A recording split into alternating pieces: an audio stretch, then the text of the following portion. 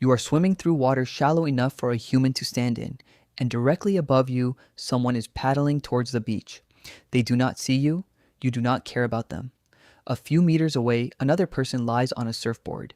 Beyond that, children are playing where the waves break against the sand. To them, a great white shark belongs in deep water, far offshore, somewhere dark, somewhere they are not. But you are a young, great white shark, and one of the most useful places you can find is almost directly beside the beach. You are only around a meter and a half long. You are already larger than many fish, armed with rows of teeth and built like the predator you may one day become. But you are not an adult. Your hunting skills are unfinished.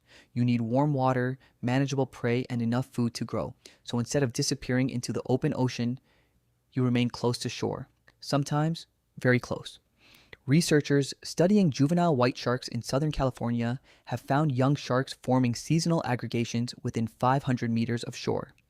Some were recorded only a few meters beyond breaking waves, sharing water with surfers, swimmers, and paddleboarders.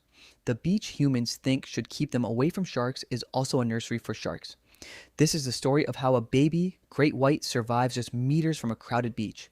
Your story begins before the beach is crowded. Morning light reaches the water. The sand beneath you is visible through the green-blue surface. You patrol slowly along the bottom. You are young of the year, one of the newest great whites in the northeastern Pacific population.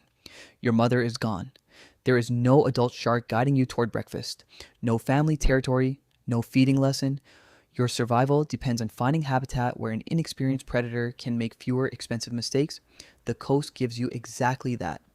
Warm, shallow water absorbs sunlight quickly. Sand, reef edges, and nearshore habitat support rays, small fish, and other animals within the size range you can handle. This does not make the beach safe. It makes the risks different. Your body is regionally endothermic. You can keep important swimming muscles warmer than the surrounding water, but retaining heat still costs energy. Researchers tracking juvenile white sharks at Southern California aggregation sites found that they strongly selected water around 16 to 22 degrees Celsius. During one study, the sharks spent roughly 71% of their time within 2 meters of the surface. That means you are not simply near the beach. You are often near the top of it.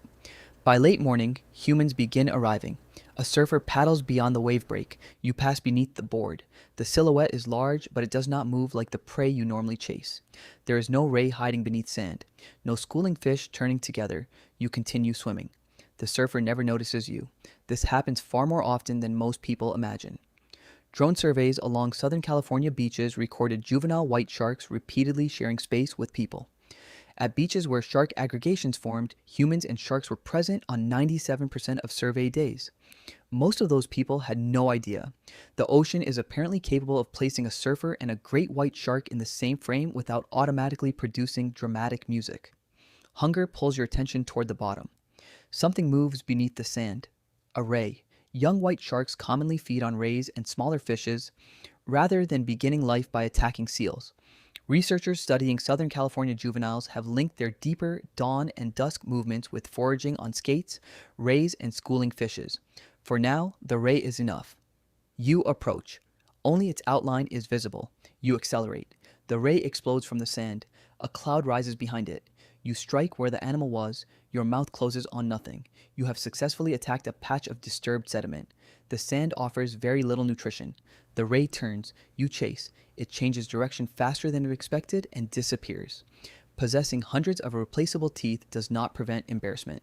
You continue searching. This is one reason the nursery matters.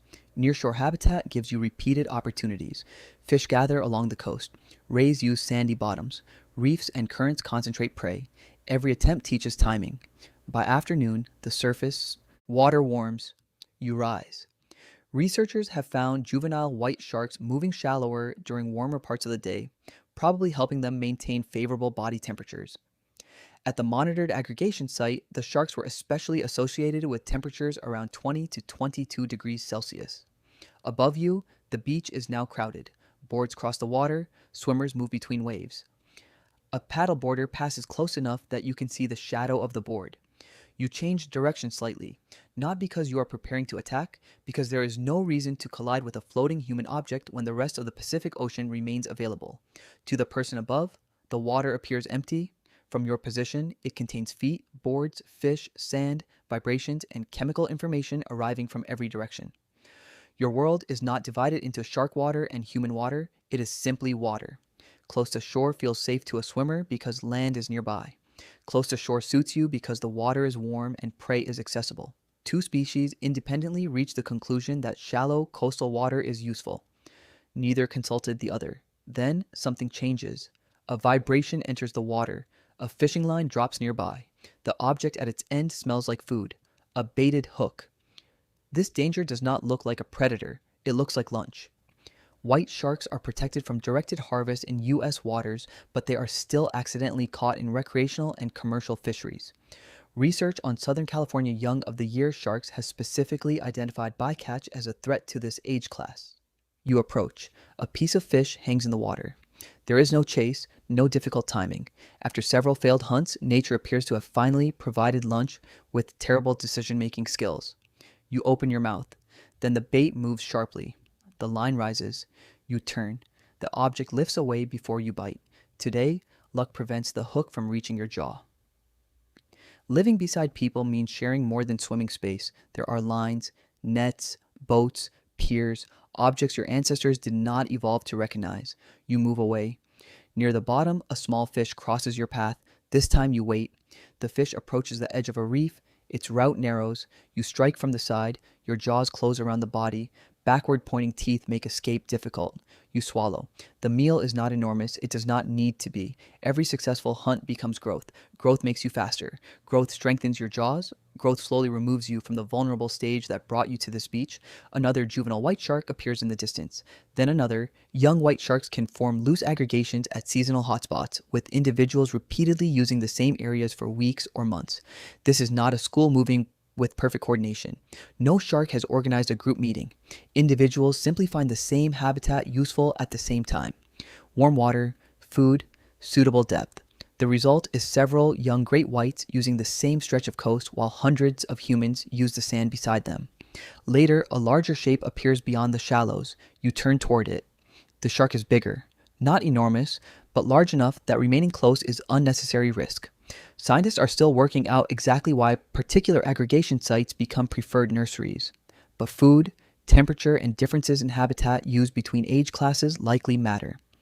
White shark habitat preferences shift with age, with pups and juveniles tending to use warmer, shallow, continental shelf habitats.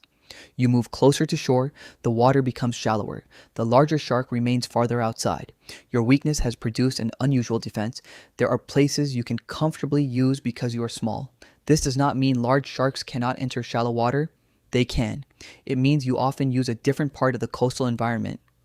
Near the beach, your body disappears against water and sand. A drone would see you easily from above. Most humans at eye level do not. Days become weeks. You learn the rhythm of the coast. Cool mornings, warm afternoons, calm water. Days when waves disturb the bottom. At dawn and dusk, you often spend more time near the bottom. During warmer afternoons, you use the upper water. Temperature is not background scenery. It is part of your map. Then the season begins to change. The water cools. The thermal zone you prefer shifts. Remaining beside the same beach now costs more energy. The nursery that worked during summer cannot guarantee useful conditions all year. You move. At first, only along the coastline. Then, farther, young white sharks make seasonal movements as temperatures change. Tagged young of the year sharks have been documented remaining around Southern California through summer before making southward winter movements toward Baja California. The beach is not your permanent home. It is a temporary solution to the problem of being young. Before leaving, you hunt one more time. A ray lies beneath the sand. Months earlier, the first ray escaped before your teeth reached it. You approach slowly. The animal does not move. You angle your body. Then you accelerate. The ray launches. You turn with it. This time, experience corrects the mistake. Your jaws close around the edge of the ray. The bottom erupts into sand. The prey twists. You hold. The struggle ends. The meal is larger than the fish you caught weeks earlier.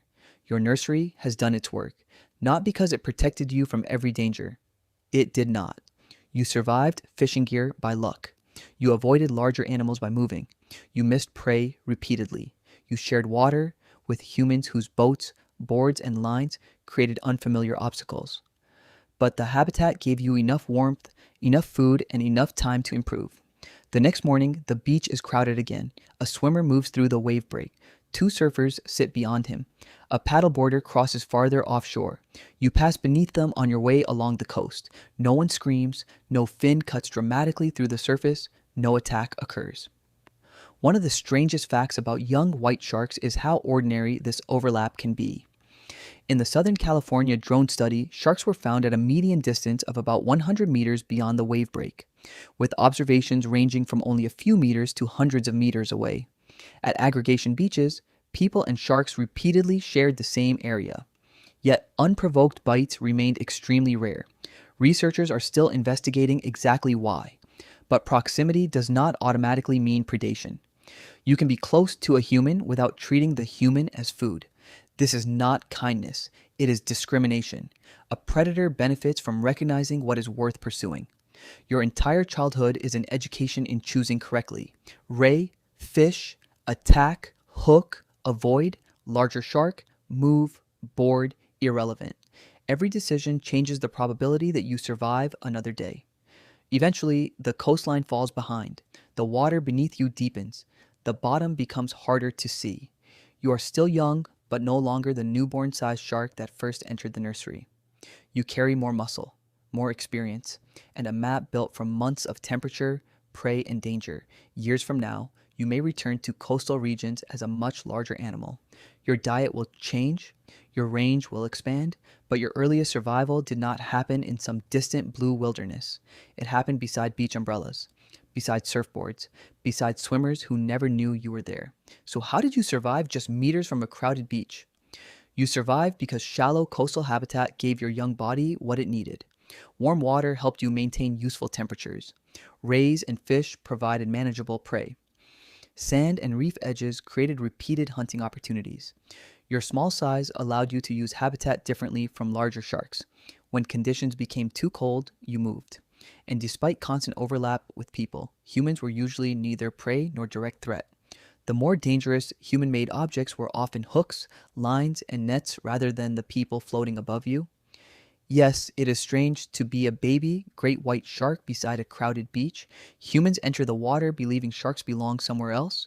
You swim beneath them because somewhere else may be colder, deeper, and less useful. A surfer sees empty green water.